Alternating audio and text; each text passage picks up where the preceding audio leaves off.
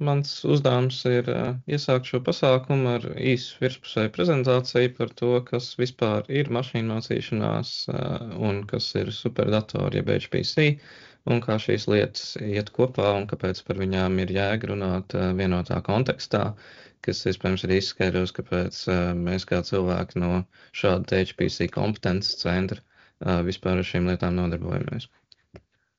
Tātad, kas ir mašīnu mācīšanās, machine learning? Fundamentāli pamatmērķis ir izveidot automatizētas datu apstrādes sistēmas, kas tā vietā, lai mēs konkrētu problēmu risinātu ar cilvēku darbu, programmējot konkrētu algoritmu tam vienam pielietojumam, tā vietā mums ir sistēmas, kas apgūst likumsakarības no datiem, attiecīgi samazinot nepieciešamību pēc programmētāja darba. Un ir dažādi apmācības veidi, fundamentāli, kā šāds mērķis mēģināt sasniegt. Tipiski izdala 3 grupas, kur vispirms mums ir tradicionālais vissenākais veids supervised learning, kur mums ir speciāli marķēti dati, kas tiek izmantot, lai apmācības procesu virzītu konkrēti pielietojumu virzienā. Attiecīgi ir papildus darbs šādus datus sagatavot, bet toties apmācības process tradicionāli prasa mazāku resursu apjomu. Klasiskie piemēri pielietojumiem šeit ir klasifikācija, regresija un citi. Tad ir unsupervised, jeb neuzraudzītā mācīšanās, kur algoritmi pēc vispārīgiem principiem atrod jau konkrētas likumsakarības nemarķētos datos, kas neobligāti ietver tikai mašīnu mācīšanos, bet arī vispārīgākus algoritmus. Tas ietver klasterizāciju, dažādas dimensiju redukcijas operācijas un citas paņēmiens. Un visbeidzot, vēsturiski visnesenākais paņēmiens ir reinforcement learning, kur modelis ar dažādiem paņēmieniem izdara stohastisks, jeb daļai nejaušs mēģinājums, un šo mēģinājumu rezultāti tiek izvērtēti attiecībā pēc kaut kādas mērķa funkcijas, un modelis tiek nosacīti atalgots par pareiziem lēmumiem, un cerams, ja sistēma ir izveidota pareizi, tad mācās no kļūdām, tādējādi pakāpeniski nonākot pie vien labāka rezultāta. Šeit tipiski piemēri ir īstenībā ļoti daudz, bet klasiskais vēsturiskais piemērs ir mašīnu mācīšanās sistēmas, kas trenējas spēlēt dažādas spēles pret cilvēkiem. Vēsturiski tad Dambreķa šahs, mūsdienās arī daudz kas cits. Reālās sistēmās, reāliem pielietojumiem ļoti bieži tiek izmantotas dažādas kombinācijas no šīm pieejām, kad dažādām sistēmas daļām ir ērtāk, vieglāk vai lētāk pielietot kādu no šiem paņēmieniem. Un tradicionālais jautājums, kas vienmēr parādās, vai mašīnu mācīšanās un tā saucamais mākslīgais intelekts ir viens un tas pats. Šeit problēma tā, ka mākslīgais intelekts fundamentāli ir diezgan izplūdes jēdziens, kas nozīmē vismaz 2 pilnīgi dažādas lietas. Pirmā no tām būtu sistēma, kas izpilda uzdevumus, kuriem mēs tradicionāli uzskatām, ka ir tādā vai citādā veidā nepieciešams cilvēka intelekts. Šis nekādā veidā nenozīmē, ka sistēmas, kas var izpildīt šādus uzdevumus, automātiski ir inteliģents, jo skaidrs, ka mēs varam iemācīt datoru spēlēt šahu ne tikai ar kaut kādiem inteliģentiem paņēmieniem, bet arī vienkārši brutāli izrēķinot visus iespējamos variantus. Cik tas ir praktiski iespējams, cits jautājums. Bet skaidrs, ka pēc šādas definīcijas visi mašīnu mācīšanās pielietojumi neapšaubām ir mākslīgais intelekts. Tas nozīmē, ka viņi cenšas aizstāt dabīgo cilvēku intelektu konkrētiem pielietojumiem, nevis vispārīgā formā. Bet otra definīcija, kas ir daudz vispārīgāka un cilvēkiem bieži patīk labāk, ir tā saucamās AGI, jeb Artificial General Intelligence sistēmas, kuras idejiski ir inteliģentas plašākā nozīmē bez piesaistes konkrētiem uzdevumiem, un kaut kādā vispārīgā nozīmē varētu konkurēt ar cilvēkiem. Protams, nav vispār pieņemts definīcijas tam, ko vispār nozīmē inteliģents šajā kontekstā. Nav vispār pieņemts definīcijas tam, ko nozīmē AGI, vismaz ne tādas, kurai vairums cilvēku piekrist. Un nav nekāda konkrēta tehniska pamatu uzskatīt, ka esošās mašīnu mācīšanās sistēmas ir jebkāds praktisks ceļš uz AGI, kur vēl konkrēti AGI piemēri. Līdz ar to šādā nozīmē, protams, mašīnu mācīšanās nav mākslīgais intelekts. Bet mūsdienās šos terminus ir pierasts stipri bieži izmantot gandrīz kā sinonīms, un līdz ar to mēs varam vienkārši uztvert šo pirmo definīciju un lietot viņu šādi. Vēsturiski Mašīnu mācīšanās pirmsākumi ir 50. un 60. gados, kad tika izveidota pirmā datorprogramma, kas spēja kaut cik pieklājīgi spēlēt dambreti. No turienes nāk pirmo reizi arī mākslīgo neironu tīklu jēdziens un tā saucamais Rozenblata perceptrons. Tas ievies pirmo tādu entuziasmu vilni par mašīnu mācīšanos, kur cilvēki sāka pirmo reizi runāt par inteliģentām sistēmām, tam līdzīgām lietām. Un, protams, tā laika datora iespējas ātri kļuva diezgan skaidrs un uzlika zināms ierobežojums, kā rezultātā šis entuziasms strauji noplaka, un tāpēc no šī uzskaitījuma 70. gadi iztrūkst vispār. Tā ir tāda vispārēja tendence ar mašīnu mācīšanās un mākslīgu intelektu vēsturi, ka tipiski nāk tādi viļņi ar ļoti augstu entuziasmu līmeni un lielu skaitu inovāciju, kurām vienmēr ir reāli pielietojumi, bet kuras vienmēr arī tiek izvērstas varbūt mazliet plašāk nekā tehniskās iespējas to ļauj, un pēc tam vienmēr nāk tāda vilšanās un neliels pauzes periods līdz nākamajam atklājumam. Un tātad 80. gados bija nākamais vilnis ar šādiem atklājumiem, multislāņu perceptronu un dažādas inovācijas tieši tajā metodikā, kā mēs apmācam šādus modeļus. SGD, jeb Stochastic Gradient Descent, vēl ar vienu ir tā optimizācijas metode, ko izmanto vairums šo modeļu praktiskai apmācībai. Līdz ar to nav tā, ka viss šīs inovācijas kaut kur pazūd. No šī laika nāk arī pirmie text-to-speech, tātad balss ģenerācijas modeļi un rokraksta atpazīšanas modeļi, kas arī ir lietas, ko mēs izmantojam vēl ar vienu. 90. gados, protams, nāca kārtējs relatīvā panīkuma periods, bet notika arī dažādas pakāpeniskas inovācijas, droši vien lielākā no kurām, vai vismaz paliekošākā no kurām ir rekurento neironu tīklu jēdziens, un dažādas inovācijas tam pa virsmu, piemēram, LSTM, kas pēc būtības ir rekurents neironu tīkls ar īstermiņa atmiņas elementiem. Un tāds droši vien slavenākais publiski zināmais jaunums no 90. šai ziņā bija tas, kā IBM Deep Blue sistēma uzvarēja tā laika pasaules čempionu arī Kasparov šahā. 2000. gados principā lielākā tāda publiski redzamā kustība bija attēla atpazīšanas klasifikācijas modeļu jomā, primāri saistībā ar Convolutional Neural Network izveidi. Tāpat parādījās arī pirmie tā saucamie deep learning piemēri, bet viņu pielietojamība šajā laikā bija ļoti ierobežota, kas savukārt mainījās nākamajā desmitgadē, pateicoties fundamentāli vienkārši ar vien pieaugušām datorjaudām, kas ļāva veidot ar vien lielākus modeļus un apmācīt viņus praktiski saprotamā laikā, teiksim, nedēļās, mēnešos.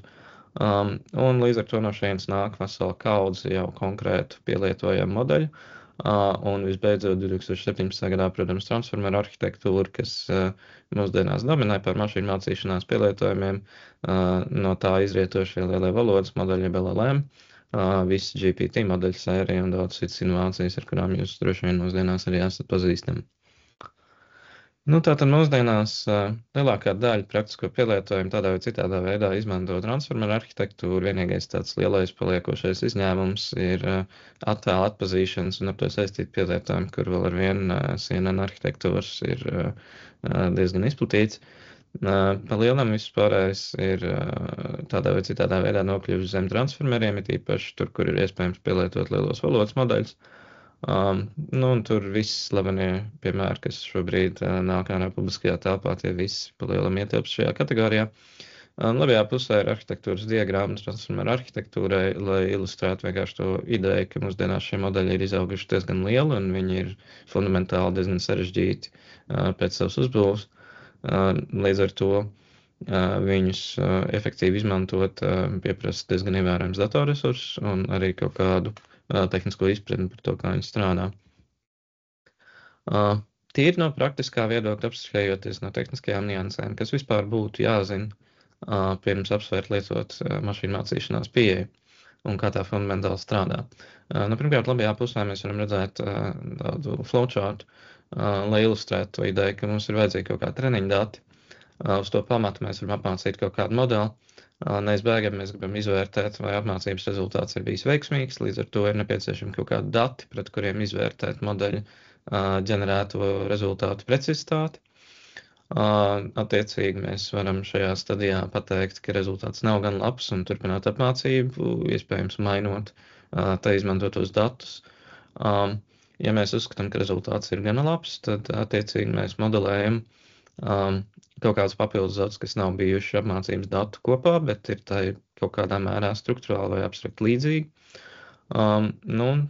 Līdz ar to šis modelis mums ģenerē kaut kādus rezultātus, prognozes, atkarībā, ko viņš dara, un tās tad mēs varam lietot kaut kādiem jau konkrētiem biznesa vai citiem pielietojumiem. Ko tas nozīmē praktiski? Pirmkārt, mašīnu mācīšanās modeļiem ir vajadzīgi liela apjoma datu apmācībai. Šiem datiem jābūt ne tikai lielā skaitā, bet arī kvalitatīviem, kas nozīmē, viņiem ir kvalitatīvi jāreprezentē problēma, ko jūs gribat risināt. Attiecīgi, ja dati, ar kuriem jūs paredzat, ka jūs strādāsiet, būs trokšņaini un slikti un tā tālāk, tad arī treniņu datiem būtu jābūt reprezentatīviem ar attiecīgu problēmu spektru, bet vienkārši jo sliktāk dati, jo vairāk datus jums vajadzēs, lai iegūtu kvalitatīvu rezultātu potenciāli. Tāpat ir svarīga spēja sistemātiski valdēt rezultātu. Ir jābūt skaidram priekšstatam par to, ko nozīmē labs modeļa rezultāts, kas ir tas mērķis, uz kuru jūs ejat. Tas izklausās ārkārtīgi triviāli, bet reālā dzīvē ļoti bieži ir situācijas, kad cilvēki apsver mašīnu mācīšanās modeļu pielietojums un nav nemaz padomājuši par to, kā viņi šos modeļu rezultātus vispār izvērtēs un ko vispār priekš viņiem nozīmē labs rezultāts konceptuāli. Lai šos pirmos 2 punktus izpildītu, nav vajadzīgs nekādas zināšanas par tehnisko pusi, bet ir jābūt konceptuālam priekšstatam par to, kādu problēmu jūs gribat risināt un kādi dati jums ir praktiski pieejami, lai to mēģinātu darīt. Fundamentāli, mašīnu mācīšanās pievienotā vērtība ir spēja izmantot to, ka jums ir cerams liels apjoms ar datiem pieejams, un nerakstīt konkrētu algoritmu specifiskai problēmai, bet tā vietā izmantot šos datus, kas jums ir, lai šādu algoritmu izveidotu vispārīgākā formā ar daļai automatizētu metodiku. Attiecīgi mērķis ir, protams, ietaupīt izstrādātāju darbu, bet tā pašā laikā no otras puses ir ļoti liels problēmu spektrs, kurās jau eksistē problēmai pieskaņoti konkrēti risinājumi. Un šajos gadījumos nevajag obligāti lekt uz kaut kādiem mašīnu mācīšanās pielietojumiem. Ja jums ir konkrēts risinājums konkrētai problēmai, visdrīzāk viņš būs daudz efektīvāks un visdrīzāk viņš prasīs daudz mazāk datus, lai sasniegtu tādu pašu rezultātu. Bet, kā es iepriekš minēju, mašīnu mācīšanai ir nepieciešama liela apjoma datu, un tas ir tas moments, kurā šeit parādās HPC vai superdatori, augstas veiktspējas skaidļošana, tas viss ir viens un tas pats. Tātad high performance computing ideja ir, ka tā ir kombinācija ne tikai no jaudīgas augstas veiktspējas datoru tehnikas, bet arī atbilstoši optimizēts konkrētiem mērķiem un efektīvai izpildēji optimizēts, paralelizēts programmatūras. Tātad šis pielietojums ir primāri skaidļošanas problēmām, kas tālu pārsniedz personīgo datoru resursus un ir nosacīts sadalāmas vairāk vai mazāk neatkarīgās daļās, lai viņus varētu vismaz daļai paralelizētā formā izpildīt uz datorsistēmām, kas sastāv arī no daudzām neatkarīgām, lai arī saistītām daļām. Šeit fundamentāli eksistē distinkcija, lai arī viņi mūsdienās ir arvien vairāk izplūdusi starp HPC un tā saucamo mākoņu skaidļošanu, jeb cloud computing. HPC, tā primārā distinkcija, kas vēl ir palikusi mūsdienās, ir tā, ka HPC arhitektūras tipiski ietver relatīvi ātrus tīkla savienojums šīs datorsistēmas iekšienē, kamēr mākoņu skaidļošanas gadījumā tipiski jums ir vienkārši kaut kāds liels skaits ar savstarpēji īpaši nesaistītu aparatūru vai virtuālā mašīnā, kas savā starpā sazinās vienkārši caur vai nu publisko internetu vai tam tehniski analogiem, nepubliskiem risinājumiem, kamēr HPC sistēmām parasti ir speciāli risinājumi, lai datu pārraidi nodrošinātu daudz ātrāk.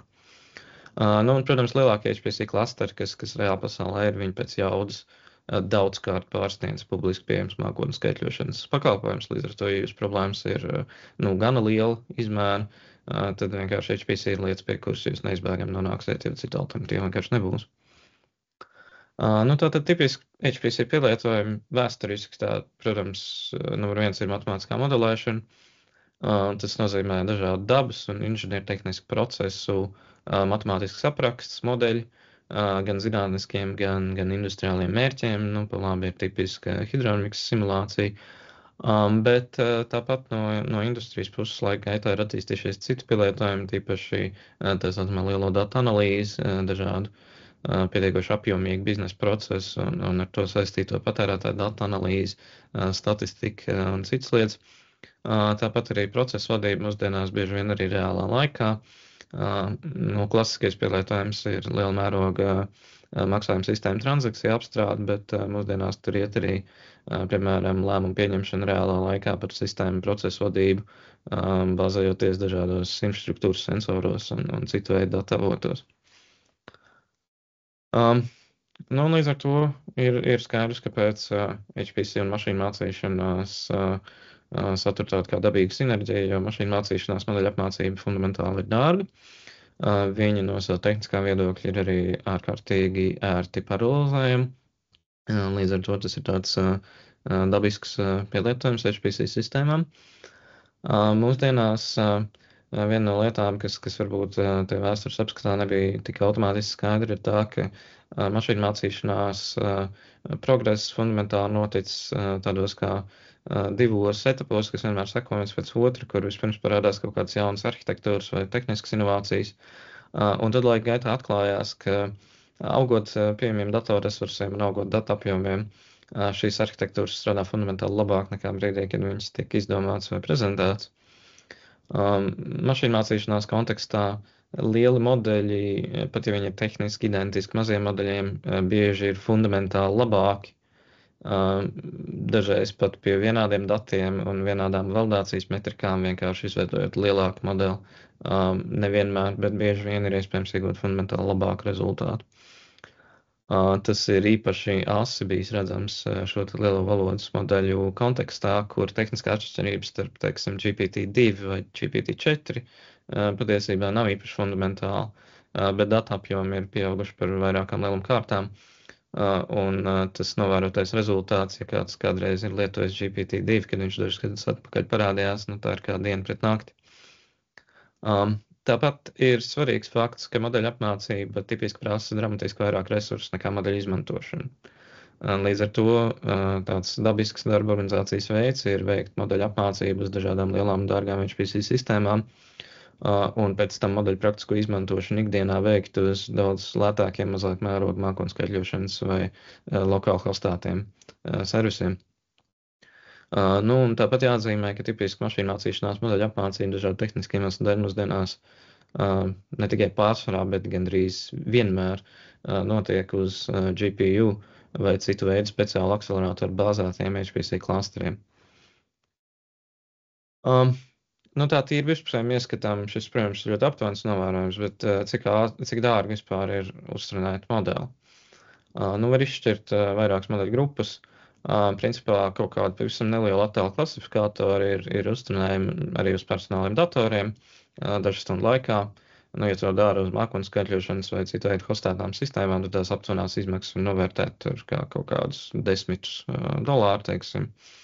Līdz ar to tāds modeļus, protams, trenējot ļoti vienkārši un daudz to dara. Tad vidēji izmēra, it īpaši CNN arhitektūras tipu modeļus, tas tipiski būtu dažādu attēlu jau detalizētākai apstrādē, klasifikācijai, tur detektu noteikšanai, piemēram, industriālās vadības procesos un tam līdzīgiem pielietojumiem. Tie ir modeļi, ko var realistiski apmācīt, bet tas vairs nebūs personālo datoru līmenis. Tipiski tur ir vajadzīgs kaut kāds, teiksim, dažu simti līmeņu skaits ar GPU stundām. Un mākoņu skaļošanas pakalpojumi, teiksim, aptuveno izmaksu izteiksmē ir kaut kādi 1000. Un tad mēs pamazām nonākam jau pie lielmēroga modeļiem, tīpaši lielo valodas modeļu kontekstā. GPT-3 orientējoši, protams, oriģināli viņš maksāja dārgāk, bet pēc mūsdienu, teiksim, infrastruktūras izmaksām tādu līmeņu modeli apmācīt ir kaut kādi daži līdz $10 miljonu apmēram, un tie ir miljoni GPU stundu.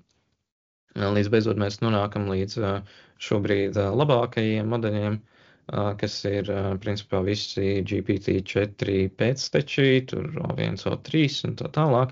Lai apmācītu šādu tipu modeļus, tipiski investīcijas tīri operacionālā līmenī, es te nerunāju par datu sagatavošanu un tādām lietām, ir simtos miljonu. Klāstera izmēri ir vairāk 10,000, dažos gadījumos pat 100,000 GPU. Līdz ar to, protams, šādi modeļi ir pa spēkam ļoti nelielam skaitam kompāniju un organizāciju pasaulē. Realistiski no nulles apmācīt jaunus modeļus praktiski ir jēga tikai tad, ja viņi ir ļoti mazi un ļoti specializēti ļoti specifiskiem pielietojumiem. Vairumā gadījumu, tas būtu līmenis līdz nelieliem attēlu atpazīšanas klasifikācijas, tur detekta atpazīšanas un tādu veidu procesiem. Vairumā gadījumu racionālāk ir pieskaņot vai dažreiz pat gatavs izmantot publiski komerciāli pieejams modeļus. Ar pieskaņošanu tipiski saprot dažādu veidu fine-tuningu, to starp ar visplašāk izmantoto QLoRa algoritmu, dažādu veidu adapters, embedding vektors un citu veidu paņēmienus, kas prasa daudz mazāk datorresursu fine-tuningam vēl ar vienu. Ja mēs runājam par relatīvi lielu LLM tipa modeļu fine-tuningu, tad tur pēc resursu noslodzes tās būs kaut kādas dažas nedēļas uz relatīvi saprātīga skaita GPU, un tās izmaksas būs daži simti vai daži tūkstoši tipiski. Līdz ar to tās ir lietas, ko mazi un vidēji uzņēmumi arī bieži dara savām vajadzībām, bet tas tipiski nav gluži tādā viena cilvēka hobija projekta līmenī vairs. Tātad kā īsts kopsavilkums, mašīnu mācīšanās, jeb nosacīta mākslīgā intelekta metodas ir spēcīgs vispārīgs instruments datu apstrādei, analīzei, dažādu problēmu risinājumiem, taču tā nav universāla panacēja. Ir nepieciešams izsvērt, vai jūsu pielietojums tam atbilst, kas primāri nozīmē, vai jums ir atbilstoši pietiekoši labas kvalitātes dati, un vai jums ir skaidrs priekšstats par to, kā izvērtēt modeļu rezultātus. Līdz ar to, ja šie nosacījumi izpildās, tad ir iespēja potenciāli produktīvi izmantot šādu tipu metodiku. Un HPC, jeb superdatori, ir viena no lietām, kas var nodrošināt vajadzīgo skaidrošanas jaudu šādu modeļu apmācībai un pielāgošanai, dažos gadījumos arī izmantošanai, ja tas ir lielā mērogā. Un, protams, tradicionālā mākoņu skaidrošana tipiski ir tā ērtākā izvēle ikdienas inferencē modeļu izmantošanai, jau tālāk praktiskiem pielietojumiem. Paldies par uzmanību!